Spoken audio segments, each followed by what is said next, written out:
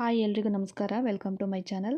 Friends, ಇವತ್ತಿನ ಈ ವಿಡಿಯೋದಲ್ಲಿ ಧನುರ್ಮಾಸದಲ್ಲಿ ಅಕ್ಕಿ ಹಿಟ್ಟಿನ ದೀಪಾರಾಧನೆ ಯಾವ ರೀತಿ ಮಾಡಬೇಕು, ಹಾಗೆ ಎಷ್ಟು ದೀಪಗಳನ್ನು ಹಚ್ಚಬೇಕು ಅನ್ನೋದನ್ನು ಈ ವಿಡಿಯೋದಲ್ಲಿ ತಿಳಿಸ್ಕೊಡ್ತೀನಿ. ಅದಕ್ಕೂ ಮುಂಚೆ ನೀವಿನ್ನೂ ಯಾರಾದರೂ ನನ್ನ ಚಾನಲನ್ನು ಸಬ್ಸ್ಕ್ರೈಬ್ ಮಾಡದೆ ನೋಡ್ತಾ ಇದ್ದರೆ ಪ್ಲೀಸ್ ಸಬ್ಸ್ಕ್ರೈಬ್ ಮಾಡ್ಕೊಂಡು ನೋಡಿ. ಹಾಗೆ ನಿಮ್ಮ ಫ್ರೆಂಡ್ಸ್ ಆ್ಯಂಡ್ ಫ್ಯಾಮಿಲಿ ಜೊತೆ ಶೇರ್ ಮಾಡಿ ಸಪೋರ್ಟ್ ಮಾಡಿ. ಇಲ್ಲಿನವರೆಗೂ ಯಾರೆಲ್ಲ ನನ್ನ ಚಾನಲನ್ನು ಸಬ್ಸ್ಕ್ರೈಬ್ ಮಾಡಿ ಸಪೋರ್ಟ್ ಮಾಡ್ತಾ ಇದ್ದೀರಾ ಅವರಿಗೆಲ್ಲ ಥ್ಯಾಂಕ್ ಯು ಸೋ ಮಚ್. ಬನ್ನಿ, ಆಗಿದ್ದರೆ ವಿಡಿಯೋ ಸ್ಟಾರ್ಟ್ ಮಾಡೋಣ. ಅಕ್ಕಿ ಹಿಟ್ಟಿನ ದೀಪವನ್ನು ಮಾಡೋದಕ್ಕೆ ಒಂದು ಶುದ್ಧವಾಗಿರುವಂಥ ಪ್ಲೇಟನ್ನು ತಗೊಂಡು ಅದಕ್ಕೆ ನಾವು ಎಷ್ಟು ಅಕ್ಕಿ ಹಿಟ್ಟಿನ ದೀಪವನ್ನು ಮಾಡ್ಕೊತೀವಿ ಅಂದ್ಕೊಂಡಿರ್ತೀವೋ ಅದಕ್ಕೆ ಬೇಕಾಗಿರೋ ಅಷ್ಟು ಅಕ್ಕಿ ಹಿಟ್ಟನ್ನು ತಗೋಬೇಕು. ನಾನಿಲ್ಲಿ 2 ಅಕ್ಕಿ ಹಿಟ್ಟಿನ ದೀಪವನ್ನು ಮಾಡ್ತಾಯಿದ್ದೀನಿ. ಅದಕ್ಕೆ ಎಷ್ಟು ಬೇಕೋ ಅಷ್ಟು ಅಕ್ಕಿ ಹಿಟ್ಟನ್ನು ತೊಗೊಂಡಿದ್ದೀನಿ.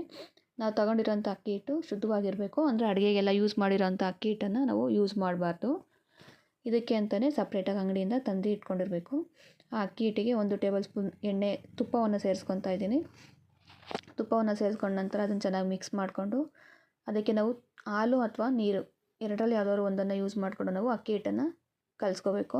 ನಾನು ಇಲ್ಲಿ ನೀರನ್ನು ಹಾಕ್ಕೊಂಡು ಅಕ್ಕಿ ಹಿಟ್ಟನ್ನು ಚಪಾತಿ ಹಿಟ್ಟಿನ ಅದಕ್ಕೆ ಬರೋ ಹಾಗೆ ಕಲಿಸ್ಕೊತಾ ಇದ್ದೀನಿ. ಕಲಸಿರೋವಂಥ ಅಕ್ಕಿ ಹಿಟ್ಟನ್ನು 2 ಭಾಗಗಳಾಗಿ ಮಾಡಿಕೊಂಡು 2 ಉಂಡೆಗಳನ್ನಾಗಿ ಮಾಡಿಟ್ಕೊಂಡಿದ್ದೀನಿ. ಈಗ ಅದನ್ನು ಬೆರಳಿನ ಸಹಾಯದಿಂದ ದೀಪದ ಶೇಪಲ್ಲಿ ನಾವು ಮಾಡ್ಕೋಬೇಕಾಗತ್ತೆ. ನೋಡಿ, ಇಲ್ಲಿ ನಾನು ತೋರಿಸ್ತಾ ಇದ್ದೀನಲ್ಲ, ಈ ರೀತಿ ನಾವು ದೀಪದ ರೀತಿಯಲ್ಲಿ ಅದನ್ನು ಮಾಡ್ಕೊಬೇಕು. ಎರಡನ್ನೂ ಸೇಮ್ ಅದೇ ರೀತಿ ದೀಪಗಳ ಥರ ಮಾಡಿಕೊಂಡು ಅದಕ್ಕೆ ನಾವು ಅರಿಶಿನ ಹಾಗೆ ಕುಂಕುಮವನ್ನು ಹಚ್ಚಿ ಅಲಂಕಾರವನ್ನು ಮಾಡ್ಕೋಬೇಕು. 2 ದೀಪಗಳಿಗೂ ಅರಿಶಿನ ಕುಂಕುಮವನ್ನು ಹಚ್ಚಿ ಸಿದ್ಧತೆ ಮಾಡ್ಕೊಬೇಕು.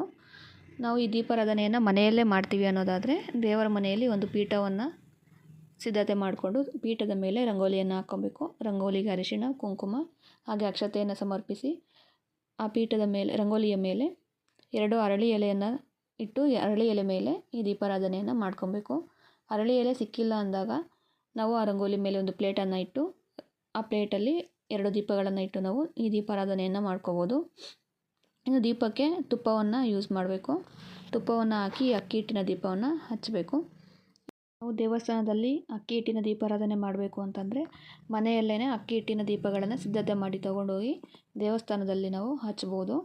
ದೇವಸ್ಥಾನದಲ್ಲಿ ಹಚ್ಚುವಾಗ ಕೂಡ ಸೇಮ್ ಪ್ರೊಸೀಜರನ್ನು ಫಾಲೋ ಮಾಡಬೇಕಾಗತ್ತೆ.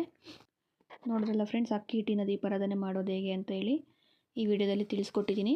ಈ ವಿಡಿಯೋ ನಿಮಗೆ ಇಷ್ಟ ಆಗಿದ್ದರೆ ಪ್ಲೀಸ್ ವಿಡಿಯೋಗೆ ಒಂದು ಲೈಕ್ ಮಾಡಿ, ನಮ್ಮ ಚಾನಲನ್ನು ಸಬ್ಸ್ಕ್ರೈಬ್ ಮಾಡ್ಕೊಳ್ಳಿ, ನಿಮ್ಮ ಫ್ರೆಂಡ್ಸ್ ಆ್ಯಂಡ್ ಫ್ಯಾಮಿಲಿ ಜೊತೆ ಶೇರ್ ಮಾಡಿ ಸಪೋರ್ಟ್ ಮಾಡಿ. ಮತ್ತೆ ಸಿಗ್ತೀನಿ ಇನ್ನೊಂದು ವಿಡಿಯೋ ಜೊತೆ. Thank you for watching.